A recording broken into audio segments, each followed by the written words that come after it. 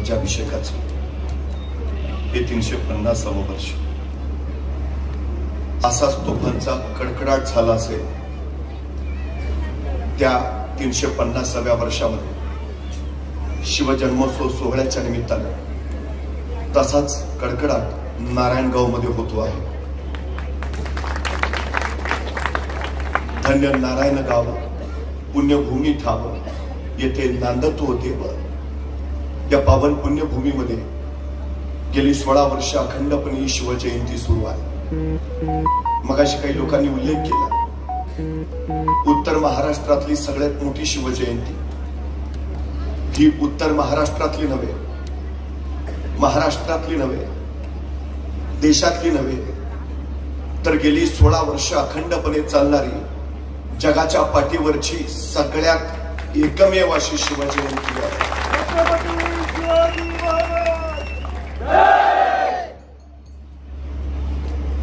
ज्या मावळ्यांच्या बळावर शिवप्रभूंनी स्वराज्य उभा केलं, नारायणगावच्या बाबूभाई पाटेंना बघितलं आणि मग लक्षात आलं शिवप्रभूंच्या सोबत असेच मावळे असणार ज्यांच्या बळावर हे स्वराज्य उभा राहिलं।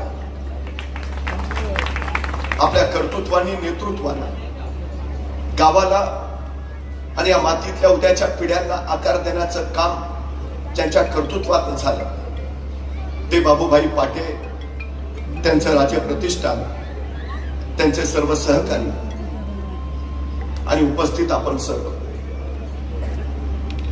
खरं तर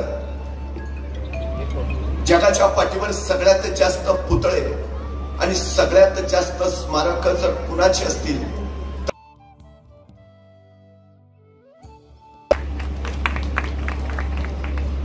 गेली 36 वर्ष अमेरिकेसारख्या बलाढ्य सल्तनतीला एक चिमुकलं व्हिएतनाम झुंजवत आहे।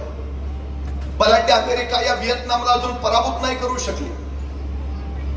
व्हिएतनामच्या या अजिंक्यपणाचं रहस्य व्हिएतनामच्या राष्ट्राध्यक्षांना विचारलं की तुम्ही अमेरिकेसारख्या बलाढ्य सत्तेला नमवलं, तुमच्या या यशाचं कारण काय? आणि व्हिएतनामचे राष्ट्राध्यक्ष हु ची मिन असं म्हणाले, आम्ही अमेरिकेला नमवू शकलो याचं कारण आमच्याकडं एक महामंत्र आहे आणि त्या महामंत्राचं नाव आहे छत्रपती शिवाजी महाराज। व्हिएतनामच्या परराष्ट्र मंत्री परवा दिल्लीला आल्या होत्या। दिल्लीत आल्यावर त्यांनी विचारलं इथं रायगड कुठं म्हटले असतील, मला त्या मातीला माझ्या मस्तकाला लावायचं आहे। व्हिएतनामच्या परराष्ट्र मंत्री सांगताय छत्रसाल बुंदेला महाराजांकडे आला, महाराज आपली नोकरी करावी म्हणतो आणि महाराज म्हणाले छत्रसालजी आपण आल्यावर आमची ताकद जरूर वाढाल, पण नोकरी कसली करता? जे आम्ही महाराष्ट्रात केलं ते तुम्ही बुंदेलखंडात जाऊन करा। आणि छत्रसाल बुंदेला महाराजांकडनं प्रेरणा घेऊन गेला आणि त्यांनी बुंदेलखंड स्वतंत्र केला। आसामचा राजा ओहम मोगलांच्या बलाढ्य सल्तनतीचा पराभव करतो आणि आसामचा राजा ओहम सांगतो छत्रपती शिवाजी महाराजांच्या मार्गदर्शनाच्या बळावर मी मोगलांचा पराभव करू शकलो। बंगालमध्ये वंगभंग चळवळ सुरू होते आणि वंगभंग चळवळीला गती यावी, प्रेरणा मिळावी म्हणून रवींद्रनाथ टागोर कविता लिहितात, जयोस्तो शिवराय। आणि बंगालच्या वंगभंग चळवळीमध्ये शिवछत्रपतींचा जागर केला जातो आणि चळवळ यशस्वी होते। बंगालमध्ये कृष्णधन घोष त्यांचा मुलगा अरविंद, त्यांना असं वाटायचं की माझ्या मुलाला भारतीय संस्कृती नकोच, त्यांनी पाश्चात्य संस्कृतीचा अंगीकार करावा। त्याला लहानपणापासून त्यांनी पाश्चात्य देशात ठेवलं। ते अरविंद तरुण झाले, भारतामध्ये आले, स्वातंत्र्य लढ्यात उतरले आणि नंतर ते आध्यात्मिक मार्गाकडे वळाले। या कृष्णधन घोषांचे अरविंद म्हणजेच पुढे योगी अरविंद म्हणून ते प्रसिद्ध झाले। या योगी अरविंदांनी बाजीप्रभूंच्या पावनखिंडीतल्या लढाईवर कविता लिहिली आणि त्या कवितेचं वर्णन करताना योगी अरविंद लिहितात ही लढाई फक्त महाराजांना वाचवण्याची, ही लढाई फक्त स्वराज्य रक्षणाची नव्हती, तर ती भारतीय संस्कृतीच्या रक्षणाची लढाई होती। तामिळनाडूमध्ये जातीविरोधी चळवळ गतिमान होती आणि या जातीविरोधी चळवळीला प्रेरणा मिळावी यासाठी तिथं छत्रपती शिवाजी महाराजांवर नाटक बसवलं जातं। या नाटकामध्ये छत्रपती शिवाजी महाराजांची भूमिका करतात अभिनेते गणेशन, म्हणजे आताच्या अभिनेत्री रेखाचे वडील छत्रपती शिवाजी महाराजांचे सारखेच हे विलक्षण सामर्थ्य शिवछत्रपतींच्या विचारात आहे। महाराष्ट्रामध्ये सामाजिक सुधारणा करण्यासाठी महात्मा ज्योतिराव फुले यांना नायक म्हणून उभा करावे वाटले ते छत्रपती शिवाजी महाराज. या देशाला स्वातंत्र्य मिळावं यासाठी स्वातंत्र्य चळवळीसाठी आदर्श म्हणून लोकमान्य टिळकांनी उभा केले ते छत्रपती शिवाजी महाराज. गेली 350 वर्ष झाली छत्रपती शिवाजी महाराज इथल्या प्रत्येकाला प्रेरणा देत आहेत. हे सगळ्यात आणि सगळ्यात महत्वाचं 350 वर्षाचा हा पट छत्रपती शिवाजी महाराजांच्या कर्तृत्वाने भारावून गेलेला.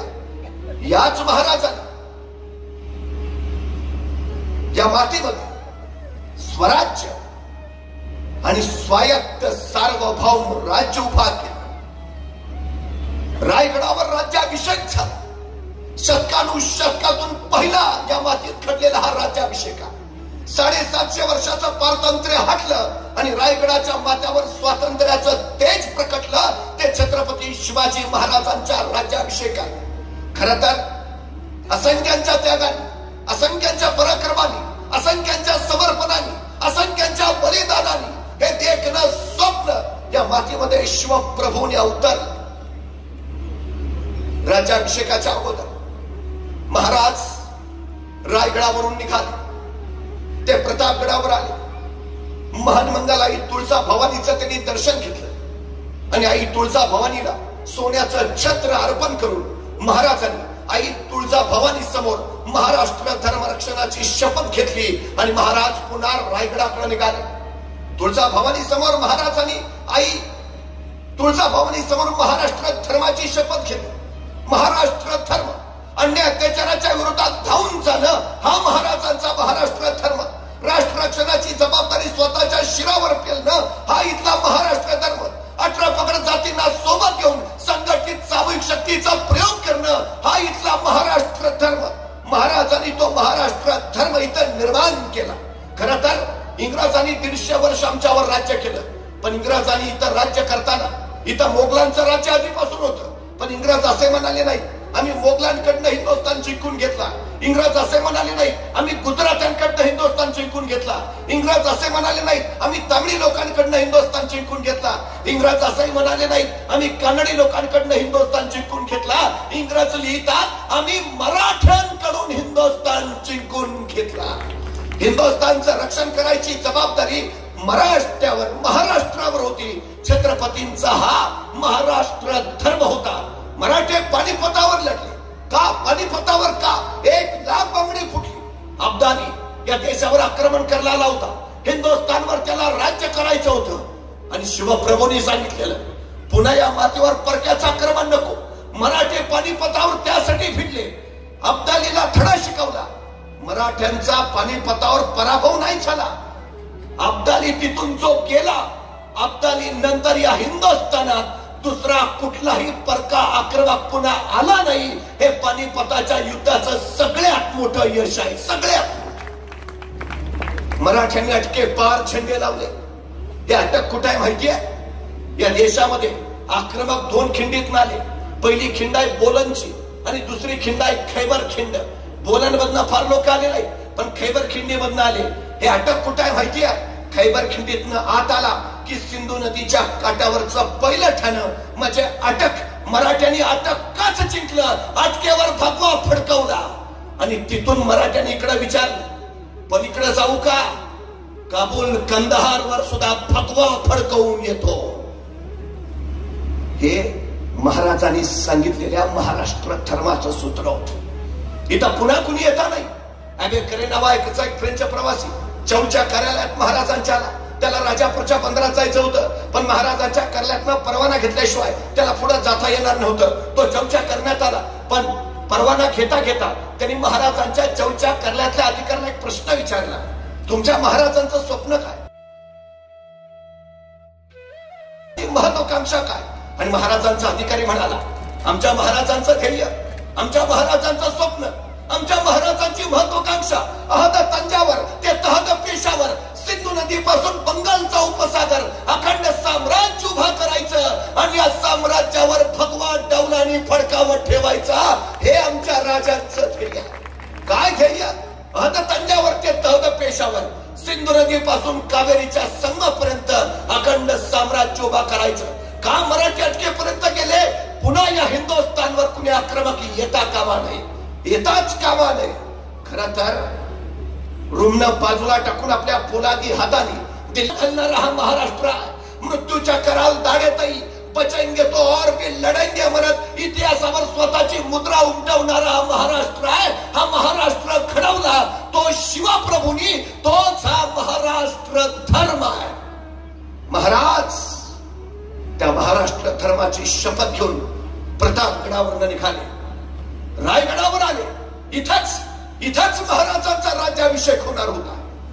मोरोपंतांनी सांगितलं राज्याभिषेकासाठी, राजधानीसाठी मोठा पवित्र गड, कैलासा इतकाच पवित्र हा रायगड. या रायगडावर आतापर्यंत कुणाचेही कधीही रक्त सांडले नाही. अत्यंत पवित्र राजधानीसाठी ही प्रतिनिधी महाराजांच्या राज्याभिषेकाला उपस्थित होते. इंग्रज प्रतिनिधी हेनरी ऑब्जेक्टिव्ह, फ्रेंच, पोर्तुगीज, गोवेकर, भागानगरचे प्रतिनिधी, विजापूरच्या आदिलशाहीचे, निजामशाहीचे प्रतिनिधी महाराजांच्या राज्याभिषेकाला उपस्थित होते.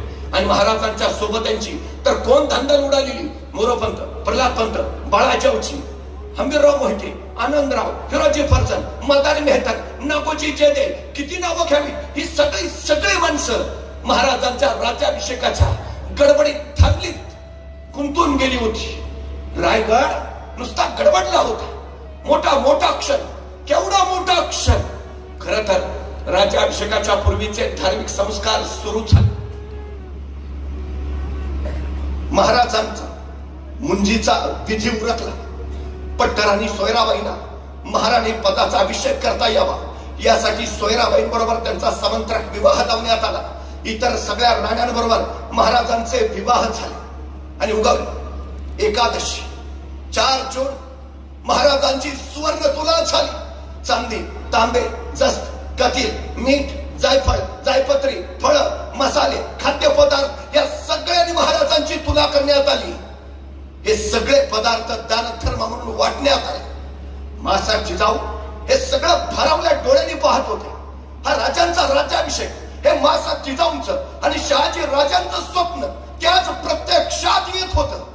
आणि हे सारं पाहताना महाराजा मासाहेबांना आठवले ते 12 वर्षाचे शुभाराज. मोठा विलक्षण धाडसी निर्णय घेतला होता मासाहेबांनी. स्वतःचा संसार बाजूला सारला आणि शहाजीराजे मासाहेब जिजाऊंनी स्वराज्याचा प्रपंच उभा करायचं ठरवलं. थोरले पुत्र संभाजीराजे शहाजी राजांबरोबर बेंगलोरात राहतील आणि धाकटे पुत्र शुभाराजे मासाहेब जिजाऊंच्या सोबत पुण्यात येतील. संभाजीराजे कर्नाटकात राज्य विस्तार करतील तर धाकटे शुभाराजे महाराष्ट्रात राज्य उभा करतील. 12 वर्षाचे शुभाराजे मासाहेब जिजाऊंच्या सोबत पुण्याकडे यायला निघाले. यावेळी एका 12 वर्षाच्या पुत्राला एका पित्यानं काय द्यावं? आमचा मुलगा जर कुठे निघाला तर आम्ही काय देतो? डबा, वेळेवर खा. आणखीच काळजी असेल तर आई सांगते नीट जा, नीट ये. फारच काळजी असेल तर म्हणते बसमध्ये बसताना मधल्या सीटवर बस. बाळ म्हणतं का? नाही, पुढनं कुणी ठोकलं तरी तू सुरक्षित, मागणं कुणी धडकलं तरी तू सुरक्षित. बाळा तू जगला पाहिजे. मग 12 वर्षाच्या पुत्राला एका पित्याने यावेळी काय दिलं? शहाजीराजांनी स्वतः संस्कृत मधून तयार केलेली मुद्रा आपल्या या 12 वर्षाच्या पुत्राच्या हाती दिली. काय होता मुद्रेत? प्रतिपंच चंद्र लेखेव वर्धिष्णू विष्णुवंदिता शाह सुनो शिवसैषा मुद्रा भद्राय राजते. एक पिता आपल्या पुत्राला काय सांगतोय? प्रतिपदेच्या चंद्राच्या कलेप्रमाणे तुमचं राज्य वाढत जाईल आणि एक दिवस ते विश्वाला वंदनीय होईल. कोण खात्री आहे, कोण विश्वास आहे? शहाजीराजे असं नाही म्हणाले जमेल का, कराल का, होईल का? सवालच नाही, जमणारच. आपल्या पोरांच्या चुका काढण्यापेक्षा त्यांचं कौतुक करायची संधी शोधा, म्हणजे पोरं इतिहास घडवते. शहाजीराजांनी दिलेला हा सगळ्यात मोठा मंत्र आहे, सगळ्यात मोठा. आणखी काय दिलं शहाजीराजांनी? एक छोट मंत्रिमंडळ दिलं आणि सांगितलं उद्या तुम्हाला तुमचं स्वतःचं मंत्रिमंडळ उभा करायचं. एका पित्यानं दाखवलेली ही वाट होती, एका पित्यानं दिलेलं हे ध्येय होतं. 6 जून 1674 या पुत्रानं राजांनी दिलेली मुद्राच स्वराज्याची राजमुद्रा म्हणून स्वीकारली आणि लहानपणी 12व्या वर्षी दिलेलं छोटं मंत्रिमंडळ 6 जून 1674 या राज्याभिषेकाच्या राज्याभिषेकाच्या दिवशी महाराजांनी त्याचं रूपांतर अष्टप्रधान मंडळात केलं. हे अष्टप्रधान मंडळाचे दोन भाग पडतात. एक लष्करी प्रशासन आणि दुसरा मुलकी प्रशासन. देश रक्षणासाठी लष्कर महत्वाचं. मग महाराजांच्या अष्टप्रधान मंडळात लष्करातली किती माणसं आहेत? फक्त एक. आणि बाकीचे 7 मुलकी प्रशासनातले, सिव्हिल ऍडमिनिस्ट्रेशन मधले आहे. म्हणजे राज्य कुणासाठी आहे? रयतेसाठी आहे. अष्टप्रधान मंडळ कुणासाठी काम करेल? रयतेसाठीच काम करेल, लोक कल्याणाचं काम करेल. खर तर आजचा महाराष्ट्र कृषी प्रधान दिसतोय. त्याचं कारण छत्रपती शिवाजी महाराज. हा महाराष्ट्र सह्याद्रीच्या दऱ्याखोऱ्याने वेढलेला. शेती करायला जमीन इथं होती कुठं? महाराजांनी पहिल्यांदा शेतकऱ्यांना सांगितलं, पडीक जमिनी लागवडीखाली आणा. त्यांना प्रोत्साहन दिलं, जमिनी दिल्या, बी बियाणं दिली, खतं दिली, बैल जोड्या दिल्या. करा, शेती करा. हा सह्याद्री आपल्या उरातून सोन्यासारखं पीक निर्माण करू शकला. स्वराज्याची अर्थव्यवस्था या शेतकऱ्यांच्या शेतीच्या बळावर सामर्थ्यशाली झाली. आज महाराष्ट्र कृषी क्षेत्रामध्ये अव्वल आहे. याचं कारण फक्त शिवाजी महाराजांनी राबवलेली त्यावेळीची धोरणं. महाराजांनी त्यांच्या काळात महाराष्ट्रातल्या जमिनींची 3 वेळा मोजणी केली.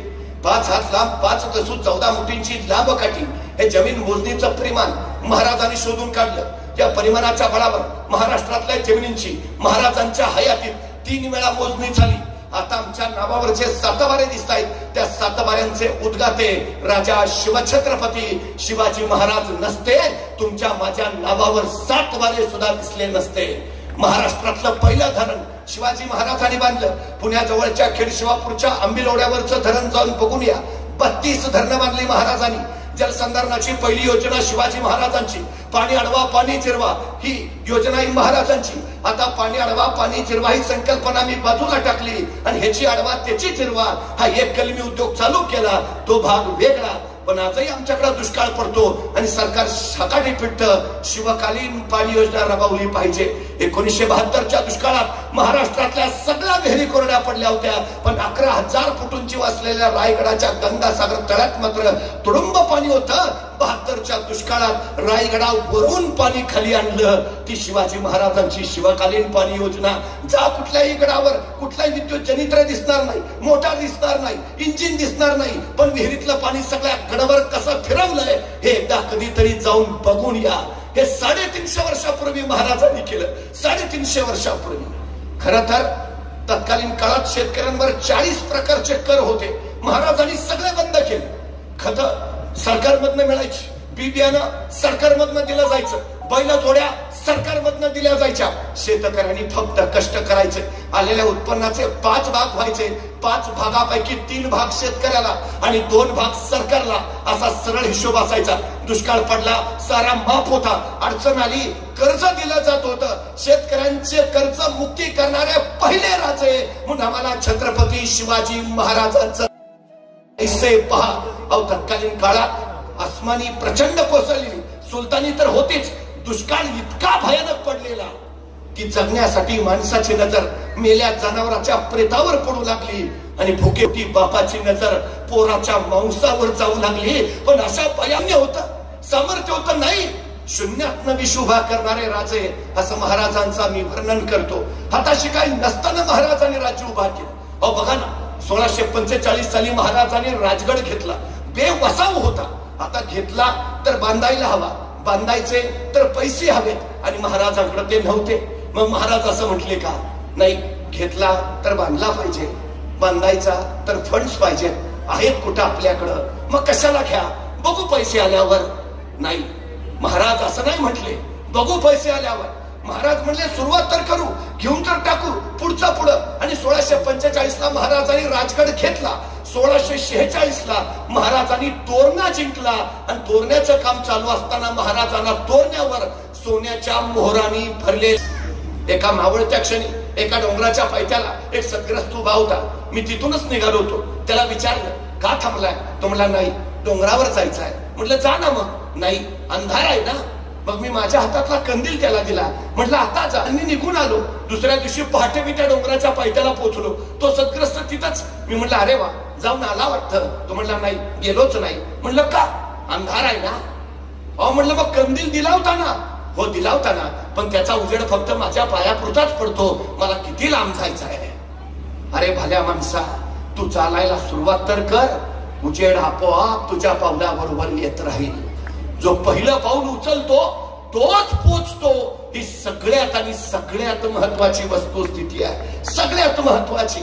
पूर्व वेस बाबूभाईंनी सुरू केली, पूर्णत्वाला गेली. आज पश्चिम वेसेची पायाभरणी झाली आणि पाहता पाहता तीही पूर्णत्वाला जाईल. तुम्ही सुरुवात करा, सगळी सृष्टी तुमच्या पाठीशी उभा असते. 1670 साली मोगल आणि मराठा संघर्ष प्रचंड वाढला, अफाट वाढला. मोगलांचं सैन्य 5 लाख आणि महाराजांचं 20,000. पण महाराज असं म्हटले का, त्यांचे 5 लाख आपले 20,000, डिपॉझिट पण राहणार नाही, कशाला अर्ज भरा. महाराज म्हणले पुढचं पुढं, 20 तर 20 आहेत तेवढे घेऊन लढूया. महाराजांनी सुरुवात केली आणि त्याच वेळी 1670 ला महाराजांनी प्रबळगड जिंकला आणि प्रबळगडाची पाहणी करायला महाराज पालखीत बसून प्रबळगडावर निघाले. पालखीत बसलेल्या महाराजांच्या शेल्याचं एक टोक पालखीच्या बाहेर लोंबकळत होतं. प्रबळगडाच्या एका मार्गावर जाताना अचानक महाराजांच्या शेल्याचं ते लोंबकळणारं टोक तिथल्या बोरीच्या झाडाच्या फांदीच्या काट्यात अडकलं आणि महाराजांना ताण बसला. तसे महाराज म्हणाले, पालखी थांबवा. पालखी थांबली आणि महाराज सोबत्यांना सांगू लागले, हे बोरीचे झाड आमच्या पुढे जाण्यावर आक्षेप घेते आहे. हे बोरीचे झाड आम्हाला अडवू पाहते आहे. हे बोरीचे झाड आम्हाला काहीतरी सांगू पाहते आहे. इथे काहीतरी आहे, आहे, आहे. खना, खना. माणसं कामाला लागली. त्या बोरीच्या झाडाजवळ खाण्याला सुरुवात झाली. 5-6 फूट गेले, दगडी भिंत लागली, उकरा, उकारली. 27 घागरी आणि 4 कढया एवढं सोनं महाराजांना तिथं सापडलं आणि त्या संपत्तीतनं महाराजांनी सैन्य उभारलं आणि मोगलांवरचा संघर्ष तीव्र केला. महाराज सांगतायत, तुम्ही सुरुवात करा, सगळी सृष्टी तुमच्या पाठीशी उभा असते. सगळी. त्या सुरुवातीच हे देखणं रूप होत प्रत्यक्षात आलेलं. हा रायगडावर होणारा महाराजांचा राज्याभिषेक. मासाहेब जिजाऊ भरल्या डोळ्यांनी हे सगळं पाहत होत्या. छोट्या मंत्रिमंडळाचं अष्टप्रधान मंडळात रूपांतर झालं होतं. पण 12 वर्षाच्या शोभाराजांना शहाजीराजांनी आणखीन एक गोष्ट दिली. काय दिली? भगवा ध्वज दिला. आणि शहाजीराजांनी सांगितले, राजे, उभा राहणाऱ्या तुमच्या स्वराज्याचा हा भगवा दौलत ध्वज बनवू द्या. पण ध्यानी घ्या शुभाराज, हा भगवा पेलणं कुणालाही शक्य होत नाही. मनगटात रग आणि छातीत धग असावी लागते त्यासाठी. कारण हा भगवा साधा नाही.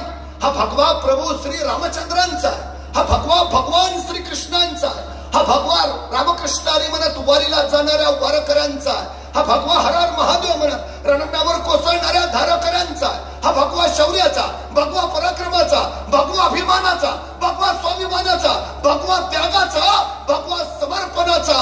राजे, हा भगवा भगवा फडकत राहू द्या.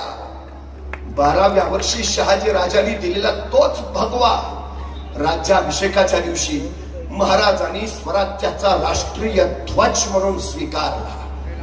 मासाहेबांना हे सार सार आठवत होत, सार आठवत होत. उगवली द्वादश, 5 जून रायगड गुड्यांनी सजला, लावली गेली, फुलांनी रायगड बहरला. सगळे आतुरले होते. आता काही क्षणात राजांचा राज्याभिषेक होणार. सूर्योदयाला 2 घटिका कमी असताना राजांच्या राज्यात रोहनाचा मुहूर्त होता. सायंकाळच्या वेळेला मंडपात उभारलेले एका आसंदीवर राजे आरोहण करते झाले. पाठोपाठ पट्टर आणि सोयराबाई, युवराज संभाजी राजे स्थानापन्न झाले. अष्टप्रधानांनी आपापल्या जागा घेतल्या.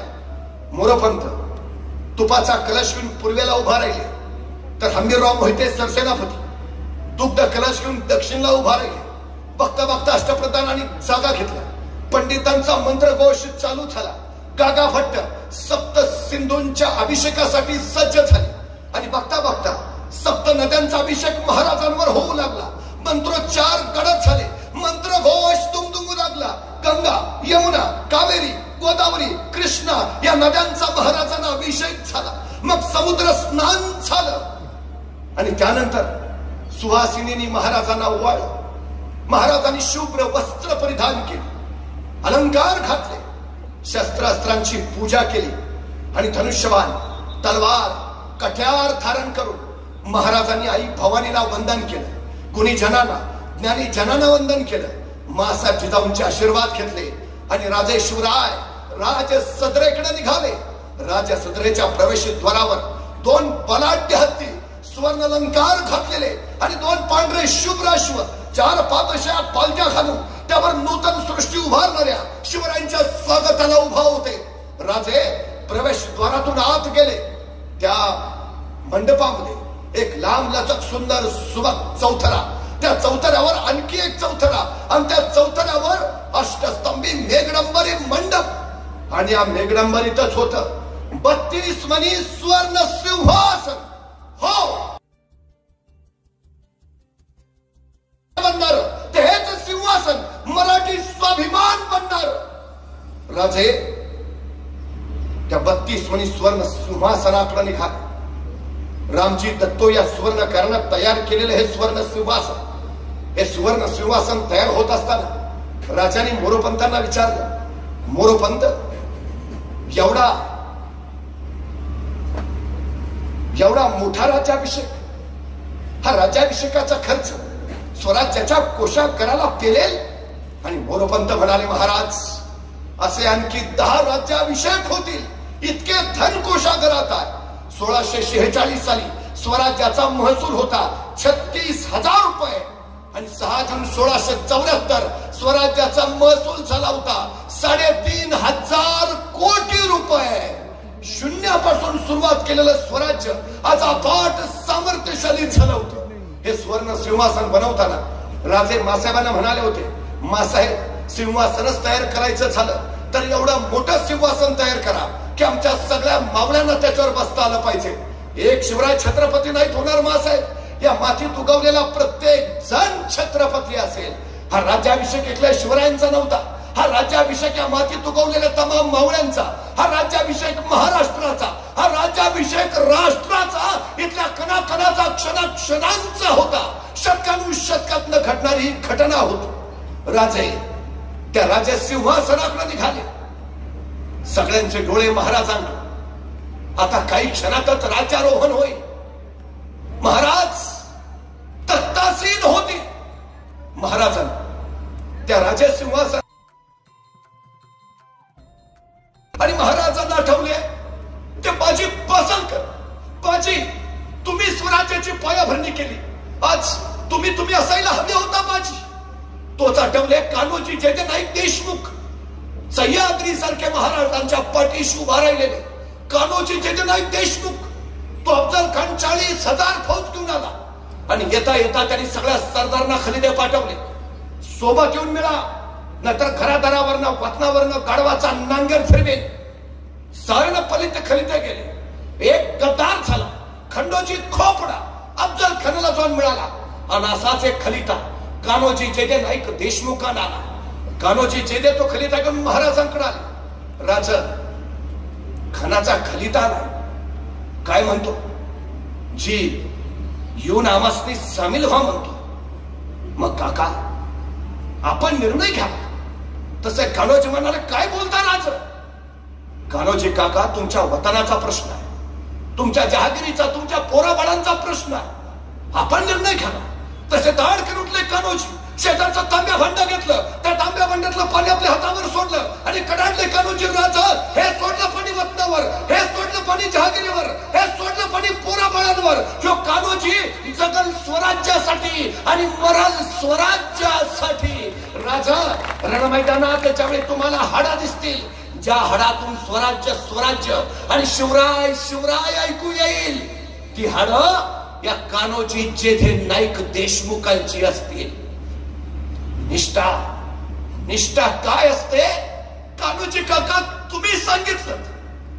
या मंगल क्षण कान्होजी काका तुम्ही असायला हवे होतं. राजे पुढच्या पायरीवर आले आणि राजांना आठवला जीवाभावाचा तानाजी आपल्या पोराच्या लग्नाची पत्रिका घेऊन आले.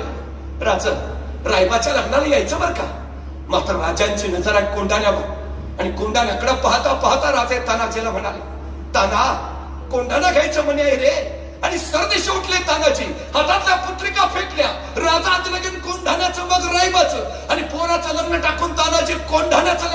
गेले गेले गेले असे गेले की रायबाचं लग्न करायला परत आलेच नाहीत. स्वराज्यासाठी समर्पित होणारी माणसं. राजे सांगत होते, तानाजी या सिंहासनाची ही पायरी तुमची, तुम्ही असायला हवे होता तानाजी.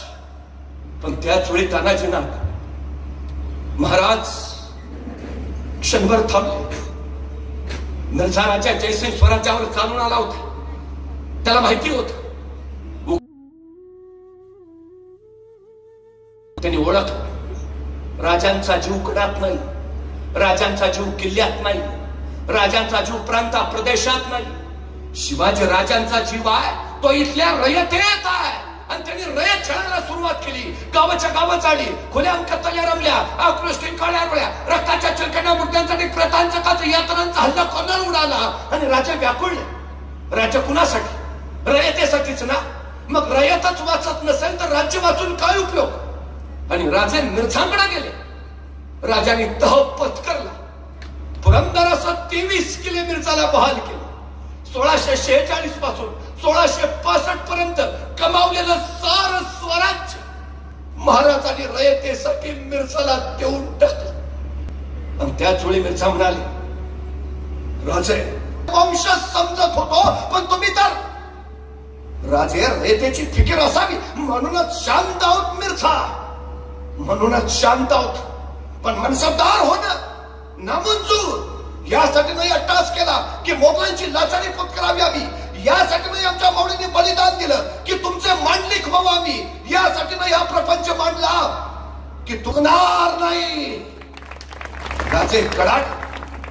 पण मिर्झानं सारं वर पाडून घेतलंच. राजाने शंभू राजांना मोगलांचं मनसबदार केलं. पण 1646 पासून उभारलेला सगळा डाव 10 कोटी मिर्झा राजाच्या हवाले करावा लागला. उरात सल जाचत होता. रायगडाच्या तटबंदीवर मध्यरात्री राजे चिंताग्रस्त फिरत होते. आणि राजांची ही चिंता घोड्यांच्या बागेत काम करणाऱ्या एका शिलेदारानं पाहिली. आणि तो सल त्याच्या काळजाला जाळत गेला. तो पुटपुटला, माझ्या राजांच्या जीवाला घोर लावणाऱ्याला बिनगोर झोपू नाही देणार म्या. त्याला राजांचं दुःख पाहावे ना. दुसऱ्या दिवशी सकाळी त्यांनी रायगड सोडला आणि बघता बघता तो मिर्झा राजांच्या छावणीकडे झेपावला गेला. आणि मिर्झाने विचारलं, कोण? आणि तो म्हणाला, कडतोजी. कडतोजी गुजर. कुठून आला? जी शिवाजी राजांकडनं. का? आपली चाकरी करावी म्हणतो. नामुमकिन. राजांची माणसं तुटतील पण फुटतील कुठली? नामुमकिन. तसा कडतोजी म्हणाला, तसं नव्ह जी, पण आता तुमच्या तडाख्यातनं आमचं राजा काय वाचणार आहे का?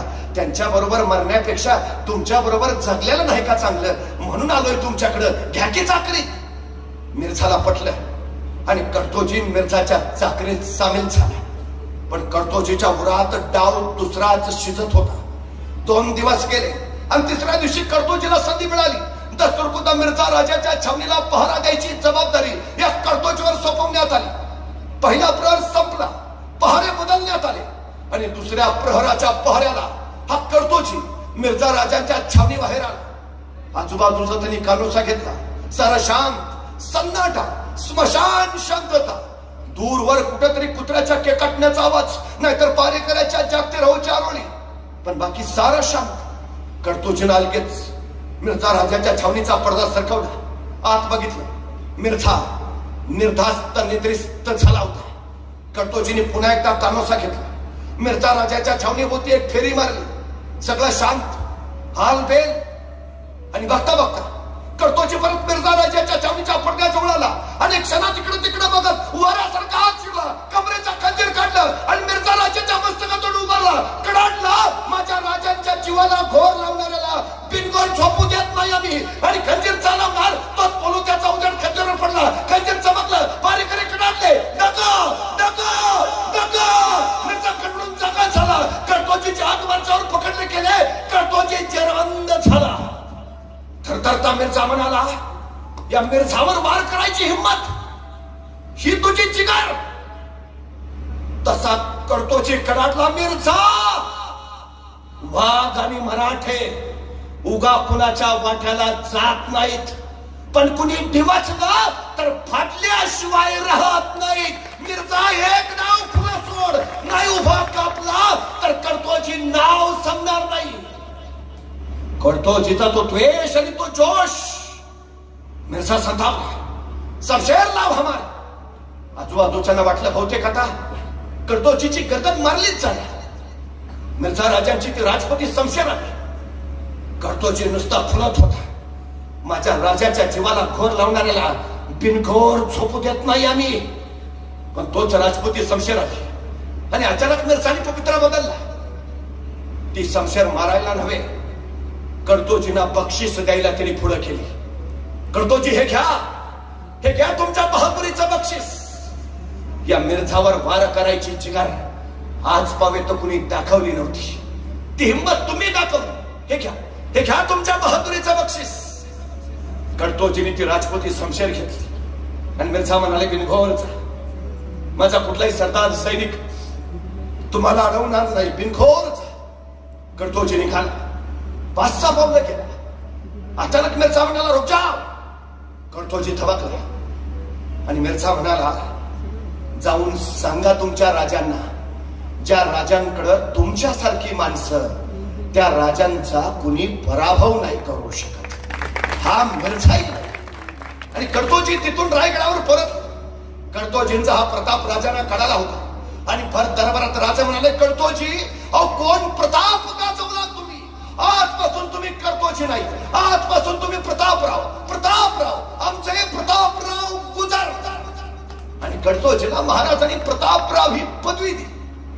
खर तर महाराणा प्रताप सिंहजी हे महाराजांचे आदर्श. जिथं अफजल खान फाडला त्या गडाला महाराजांनी प्रताप सिंहांचंच नाव दिलं, प्रतापगड. रायगडावरच्या बालेकिल्ल्याच्या दिवाणखान्यात कायम महाराणा प्रताप सिंहांची तस्वीर असायची. महाराज त्यांना आदर्श मानायचे. त्या महाराणा प्रतापांची जिगर दाखवली तुम्ही कडतोजी. तुम्ही प्रतापराव. काय ती जिगर असेल. दुश्मनाच्या छावणीत एकटा घुसायची आणि त्याला पार कापू म्हणायची. ही जिगर महाराणांच्यात होती. जहांगीर नावाचा औरंगजेबाचाच मोगल भामासी एकदा महाराणा प्रतापसाहेबकडे धावत आले. ठाकूरजी गजब झाला. क्या हुआ?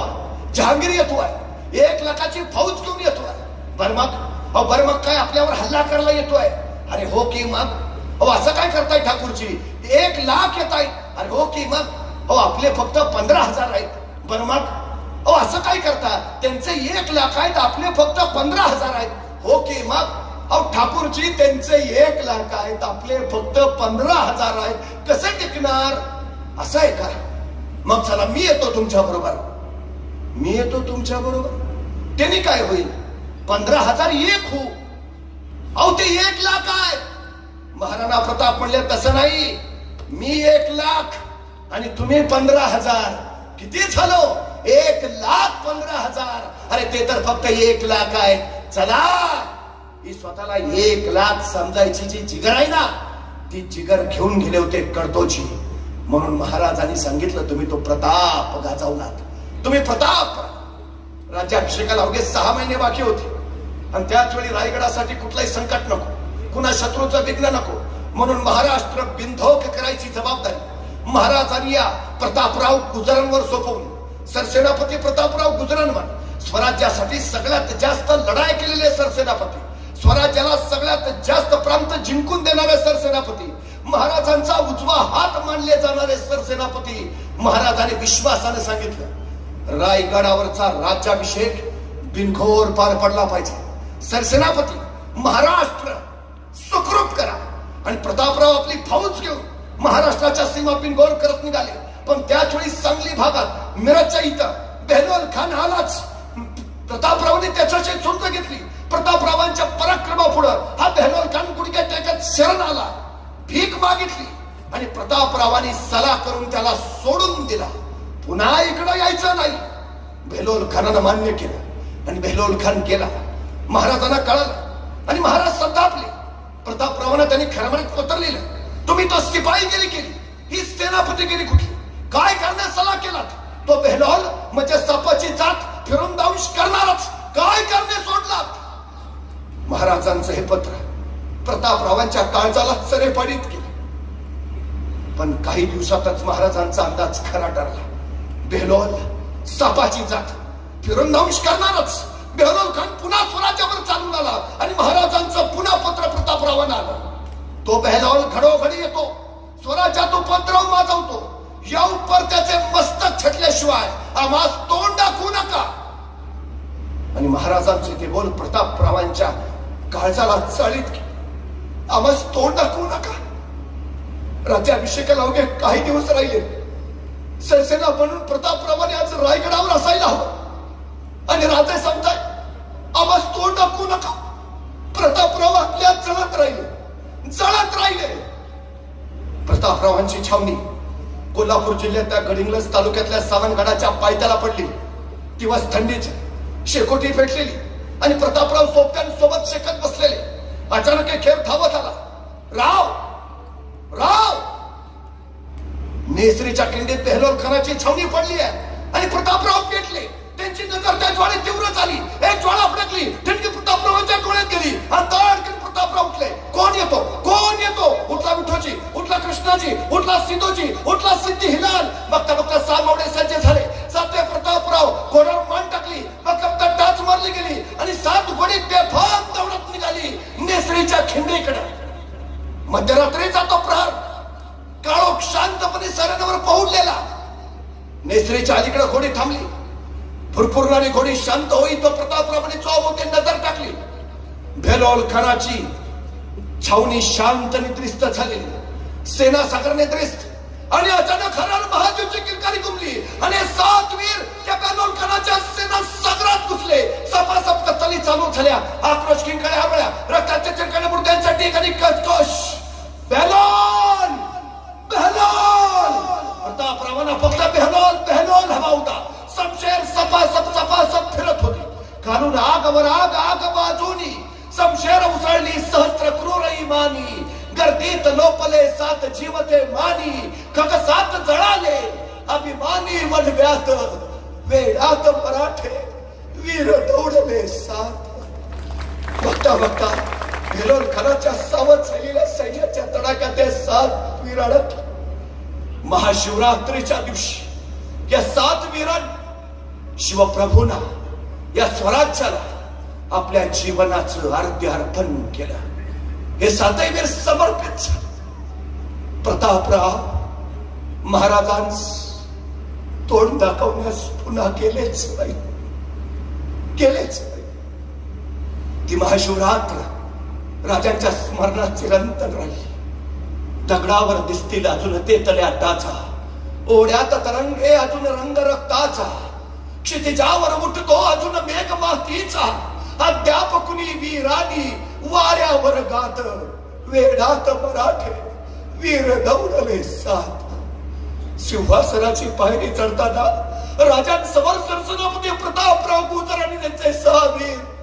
तुम्ही समर्पित झालात म्हणून लोककल्याणकारी स्वराज्य उभा राहिला. हा सुवर्णक्षण, हा राज्याभिषेक तुमच्या पराक्रमाने तर पुलकित झाला.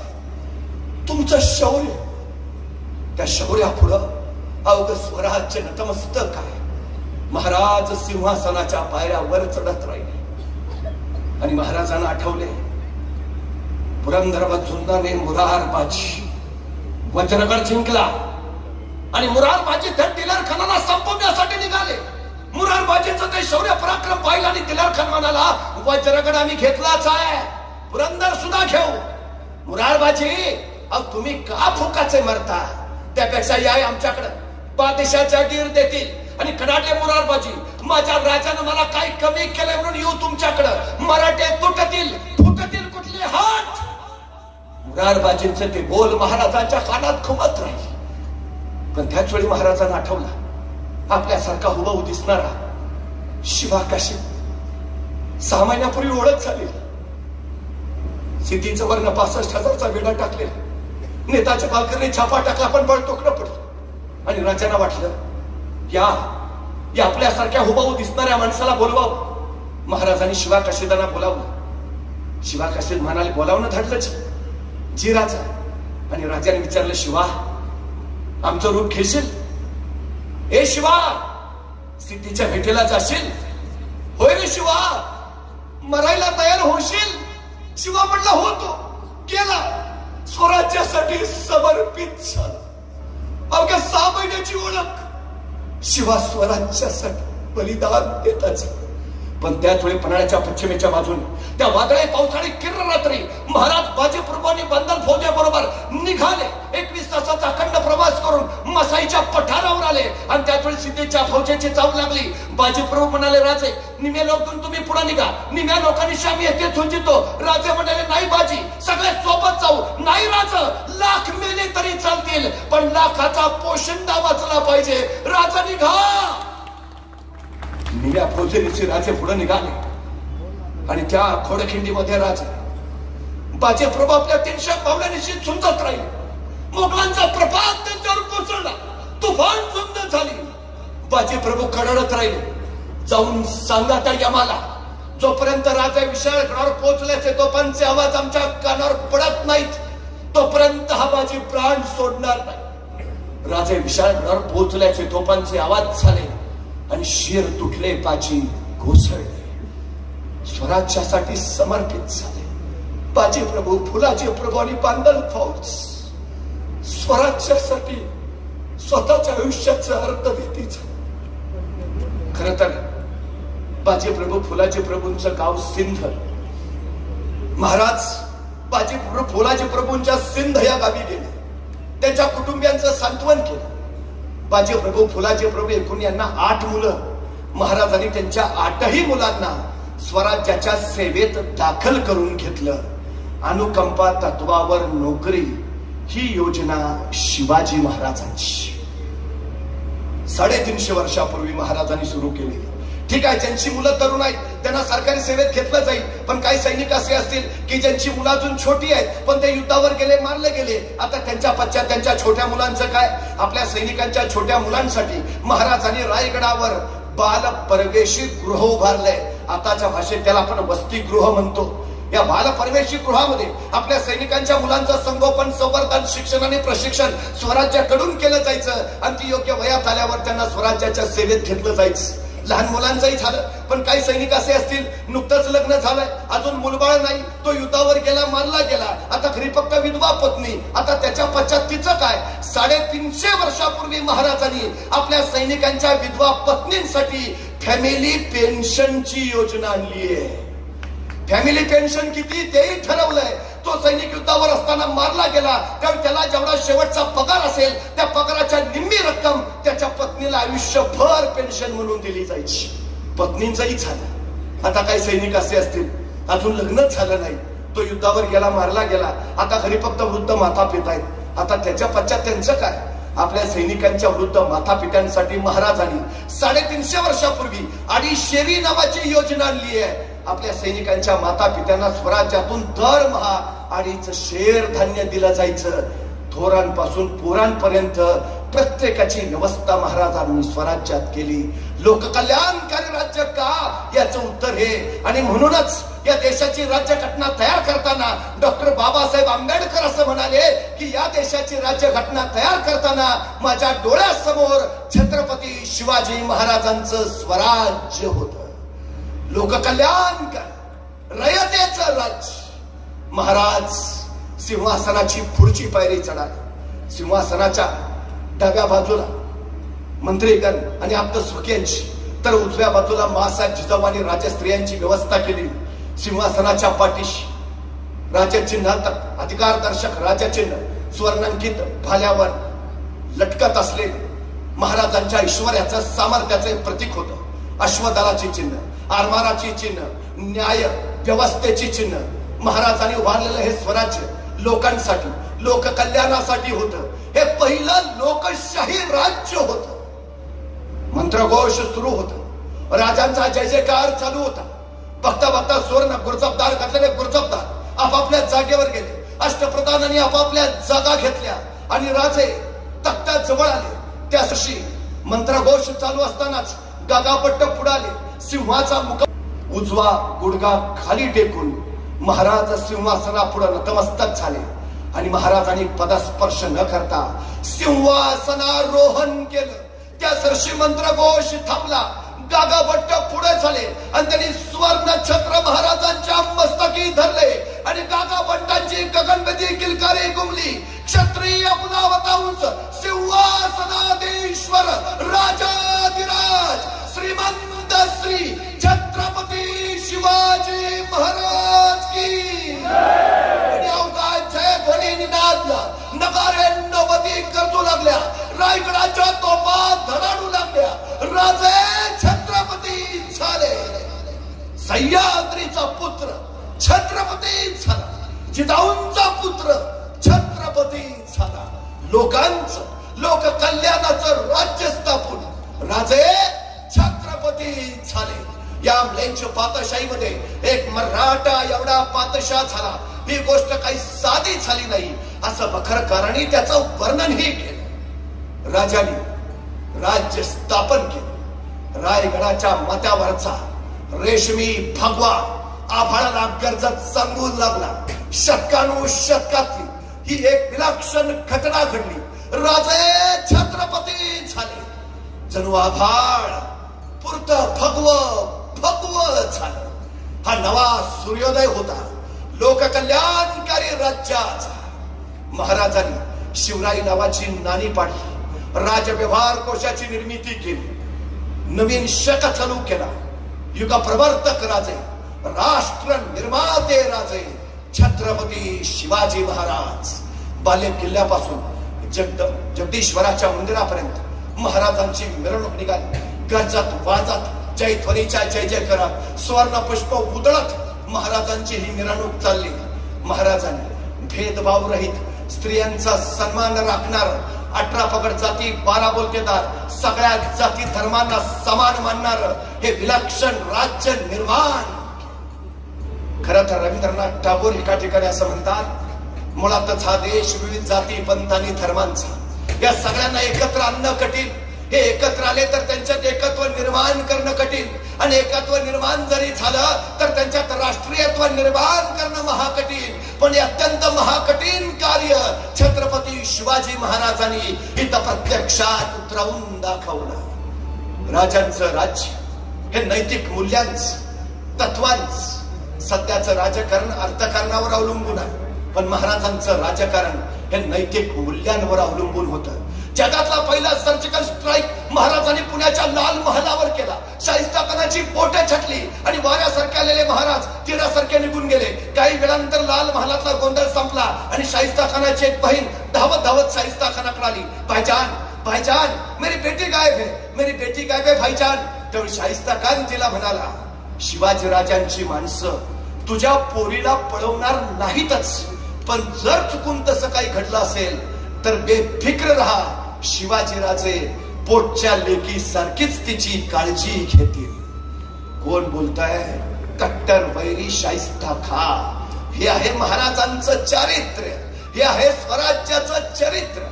आज छत्रपती शिवाजी महाराजांचा जागर करताना छत्रपती शिवाजी महाराजांच्या विचारांवर आणि छत्रपती शिवाजी महाराजांच्या कृतीवर पावलं टाकत जाणं हे आपलं कर्तव्य.